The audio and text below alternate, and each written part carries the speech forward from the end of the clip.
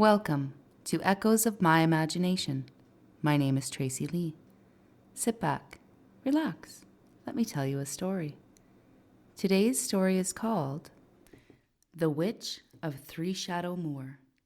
Long before the gods fell asleep, when the wind still spoke in full sentences and the moon bled silver in her grief, a child was born on the edge of Threeshadow Moore, a place where sky, earth, and the dead blurred together. Let's get into it. They named her Soraya. Her cry was not heard, for she was born during the silence, a strange span of 3 nights each year when no sound could cross the moor. The midwives claimed this was a curse.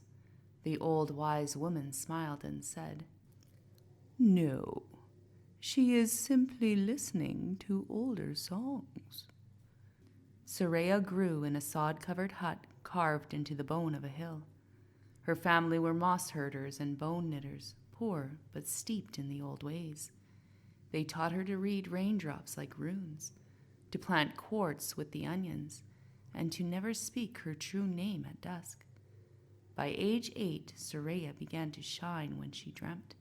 Her body remained still, but her spirit walked into neighbors' homes, through locked iron gates, into the ruins buried beneath the moor. She found a mirror buried beneath the roots of a thorn tree. It reflected her, not as she was, but as 3 women, child, mother, crone, who whispered to her in unison. They named her Witch-seer, Moor-born, Sky-sighted. By adolescence, Soraya discovered her talent for weaving sigils from fog.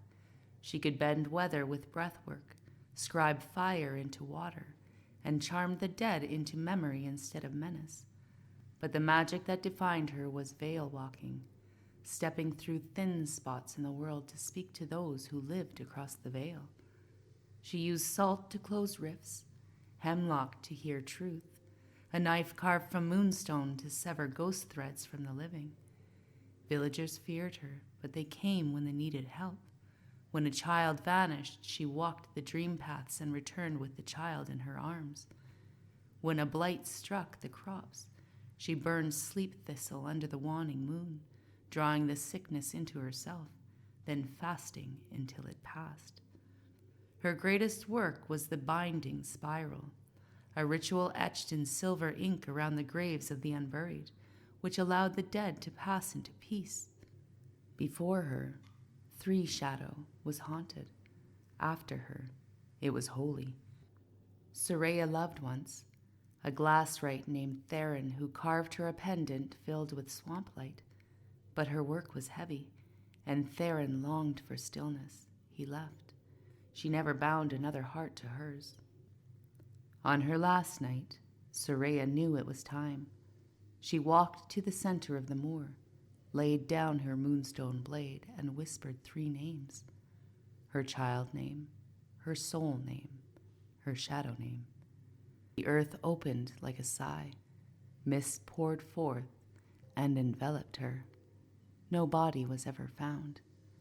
But every year, on the 3rd day of silence, the villagers leave a bowl of salt, a sprig of hemlock, and a thread of silver beside their doors. And sometimes, in their dreams, they see her walking barefoot through the fog, hand raised in quiet blessing. Her name is not spoken now, only remembered, only revered.